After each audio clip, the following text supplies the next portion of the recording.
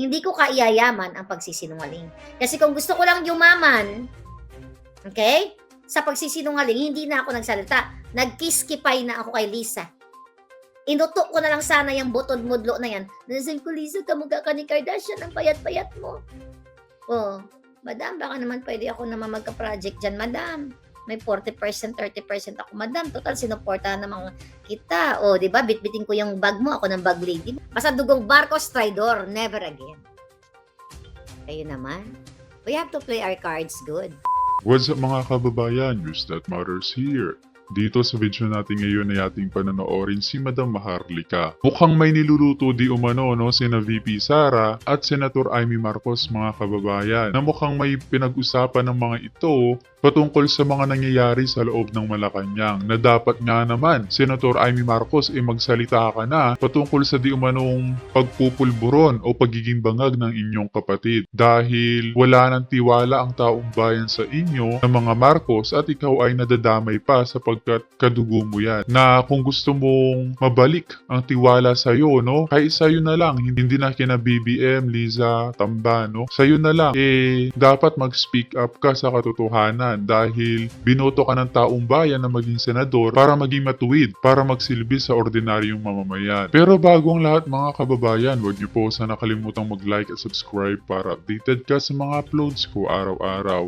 At yun na nga no mga kababayan, kung kaya naman ang wika ng taong bayan Senator Amy, baka naman, huwag ka na magtahimik dyan at huwag ka na magmaang-maangan. Sabihin mo na sa taong bayan ang nalalaman mo patungkol sa iyong bangag na kapatid at sa kanyang asawa di umano. Kung kaya naman hindi ko na patatagalin pa mga kababayan, heto na ang buong video. Sana mali lang ako. Or sana umpisa pa lang to na baka pwede pang magbago. Senator, hindi ako magsisinungaling dito. Alam mo yan. Wala akong mapapala kung magsisinungaling ako. Hindi ko kaiyayaman ang pagsisinungaling. Kasi kung gusto ko lang yumaman, okay, sa pagsisinungaling, hindi na ako nagsalita.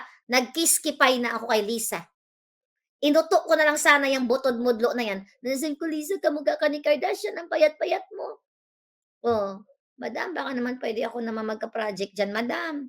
May 40%, 30% ako, madam. Total, sinuportahan naman kita. O, di ba? Bitbitin ko yung bag mo, ako ng bag lady mo. Napakadali. Kung gusto ko lang mangwarta, yung mga lumalapit sa akin doon na nagpa-push kay Lisa, pwede ko nang dorobohin yon. Di ba? Sabi ko sa inyo, may gustong magbayad sa akin. May nag-offer pa nga na business class na airfare from LA to the Philippines during the inauguration kasi gusto niya makiride sa akin. Gusto niyang i-push ko siya kay Lisa. Kung ako ay mukhang kwarta, di sana kinuha ko, nagpabayad na ako sa kanya ng business class na yan, tapos nakasave ako, o sana naghingi ako ng accommodation and everything, pero hindi ko ginawa yan. Kasi, ang intention ko para para mabangon ang Pilipinas, hindi naman akong babangon dahil hindi naman akong nasa government office. So ngayon, balik tayo kay Senator Amy Marcos. Okay? It's a movie, end soon, sabi ni Elizabeth, di ba? Ngayon, kung we were talking about kung totoo ba to mga pinapakita sa atin. Ako, I will talk to Inday Sara right now. Well, kinakausap ko naman siya. Ayoko naman i-underestimate ang kanyang, what do you call that? Okay, ang kanyang discernment. Kasi hindi naman natin nakakasama nakakasama si Senator Amy. Aba, nandito yung binayaran ni Lisa. Teka lang sandali lang gugurgurin kita isang beses lang. Ayan. Kamusta ka naman? Nagurgur ka na. And now, the end is near. Oh, malapit na yan. So ngayon, ang pinag-uusapan natin, nandito pa si Daryl Yap. Daryl, nasaan ka? Nasa ka palangga? O, magsalita ka. Ano to gagawin ni Amy? Magsasalta ba to? Ba't ka nagsulat-sulat ng ganito? Ano to? Magsasalta na ba si Amy Marcos? Magpapa-interview ba siya sa mainstream? Magsasalta ba siya sa kanyang privilege speech? O magla-live siya? O magpa-interview ka dito? Pero wag na sa akin. You do your own thing. Pa-interview ka sa mainstream media kung i-cover ka nila. O, di ba? Tingnan natin kung i-cover ka ng mainstream media. Pag sinabi mo na ang kapatid mo ay Polboronic Addictus Benedictus. Message mo ako, Daryl. Grabe no, ang tagal niya nang alam na Addictus Benedictus tapos ngayon pa lang siya magsasalita kung kailan naghihirap na ang taong bayan dahil sa kabangagan ng kanyang kapatid. Grabe talaga. Kapag nagpa-interview si Amy Marcos sa mainstream media, demanding ako, no? Hindi, ako na magme-message sa'yo. Send ko sa'yo. Well, hindi ko na pala kailangan i-send. Ako na isi-send, ipopost natin yung forensic analysis. Tignan natin kung pipikapin ng media. Pero kahit hindi pipikapin ng media, pipikapin ng mga bruskong mga pulis, pipikapin ng aking mga palangga. Right? London Bridge is falling down, falling down. Yes, magpa-interview na lang sa mainstream media. Diba? Tama? Sabi ni Cooking Kata Recipes. Yeah, magpa-interview sa mainstream media. Magsasako pala si Zorro. Ano?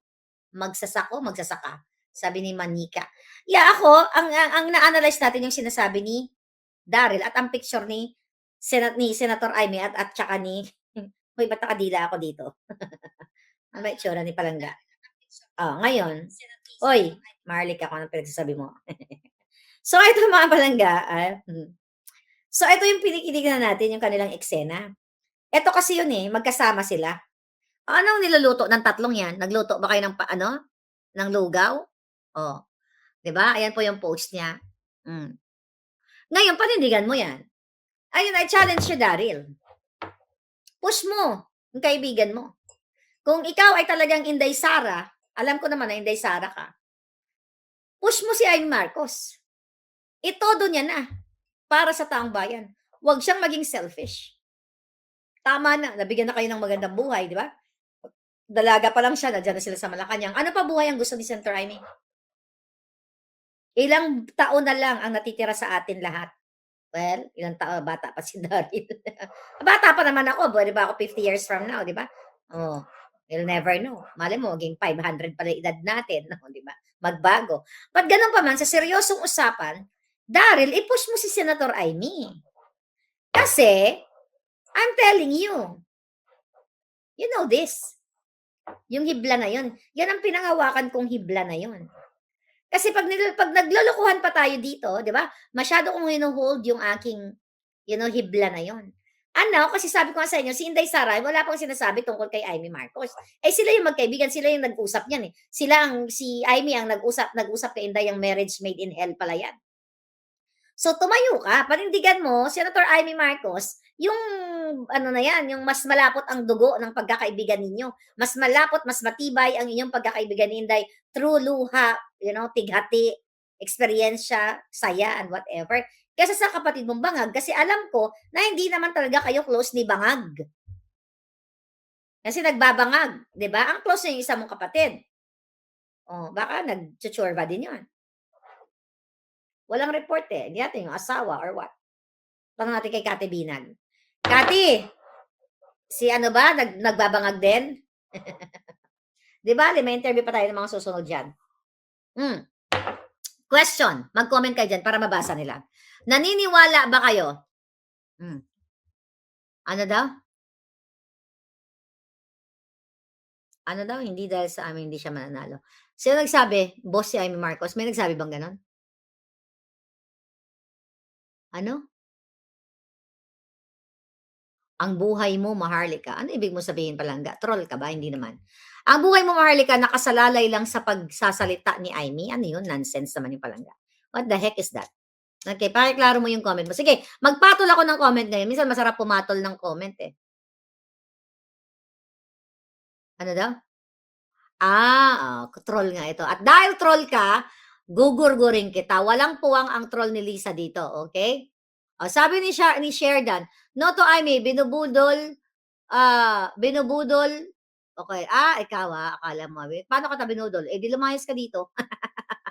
Binubudol pala kita. Di lumayas ka, matulog ka. Pakana ka ni Lisa. Si Bakinayan, sabi ni Channel 167. Walang accountability si Senator Amy. Hindi siya kinakampihan. Nubolja ko nga yan Ang sinasabi ko dito, yung post ni Daryl Yap. Diba? Kaya sabi ko kay Daryl Yap, ano yan, Daryl? I-post mo yang si Amy. Na panindigan niya ang taong bayan at panindigan niya si Inday na sinasabi niya mas malapot ang dugo. Robert Maxales, how are you, Palangga? Ang dami ng ayaw sa mga Marcos Dahil sa mga ginagawa nila, Kaya kung ako kay Senator Amy Marcos humilos na kahit paano may matira namang dangal sa kanilang pamilya. 'Di ba? You have to play your cards good, darling. 'Di ba? Meron tayong ilalabas na alas. Huwag kayong mag-alala, huwag kang mag-alala, di ako iiyak. Yun ba yun? Diyos ko, okay? Sabi niya, oh, tanga na lang daw ang maniwala kay Amy Marcos. Okay? Tignan natin kung lalabas siya. Okay mo? Kaya nga napakaganda nitong topic ko natin kasi nakikita niya yung hinaing ninyo. Sabi ni Emma, sorry Miss Maharlika, enough is enough for Amy Marcos and the other Marcoses. Yes, tama ka naman doon. Ang sinasabi ko lang, 'di ba? No more Marcos. Ang sinasabi ko lang panindigan niya. Okay? Yung sinasabi ni Daryl dito na blood is thicker than yung pagkakaibigan nila ni Inday Sara as mas malapot yung dugo na yon kumpara sa dugo ng kapatid niya. Do you think magpapabudol pa tayo muli? No way. 'Di ba? Tayo magpapabudol. Okay. Sabi ni, ito, Amy, makinig ka dito, sabi ni Cusinero, no matter how good and sincere Amy to Inday Sara, the mere fact na she's a Marcos, it's the end of her political career. Kaya nga, dapat talagang mag-comment kayo ng bonggang-bonggang ganyan para nakikita niya. Right? Kasi nagbabasa yung mga yan. Ako talaga, Ilocano, wag na wag ang Marcos, never again, sabi ni Lydia. Ay talaga naman. Pero kailangan niyang, okay, kahit hindi natin siya suportahan, kailangan niyang panindigan. Etong sinasabi na mas matimbang ang kanilang pagkakaibigan at ang kanilang luha, dugo, pawis, paninindigan, kung may paninindigan siya. Tignan natin. Last year pa nagkakagulo ang mga bangag pero tahimik siya, sabi ni Fabian Mapayo. Oo nga, tama ka naman doon. O, temo, ang dami, temo, I mean, nakita mo? Budol pa more. Sabi ni Rupert Maxales, Daryl is another budol dog of Marcoses. Budol is not in question. O, temo, gaming. I got the two Kingmaker books. Dahil, salamat, sabi ni Kaisa. Oo, yung mga hindi pa naka-order, ayan na yung order na kayo. Okay, bukas daw po, i-file ang impeachment case. O, di ba? Sinabi ko na sa inyo, mag-hire nga sila ng bayarang witness, fabricate, Ayan, grabe, No to Amy, no to Marcos, sabi ni Jensen. See? Nakikita ninyo, you are powerful. We are powerful palangga. Pare-pareho tayo ng naramdaman. Ang isinasabi ko lang dito, pareho tayo ng sentimiento. Ang sinasabi ko dito, yung post ni Daryl Yap, doon tayo nagkaroon ng pag-uusap. Dahil ito, okay, nagkasama si Inday. Pero ako kasi ganito lang tayo. Ito usap tayo ng masinsinan. Okay? Ako? I really don't care. Parang si Cathy Binag. Wala akong pakialam kung sino ang maupo na presidente. Whether military, pare, as long as matanggal ang mga bangag. Matanggal ang mga kawatan. Si Sara man yan, military man yan, obispo man yan, o ako man yan. I'm serious. Kasi bangag na ang gobyerno. Inuubos na nila yung perang bayan. Alam mo, maraming pwedeng mangyari. Maraming tatakbuhan itong laban natin. Kung tatanungin niyo ako kung sino yung dapat maupo, 'di ba? Kung sino ang dapat maupo, basta susunod diyan si Inday.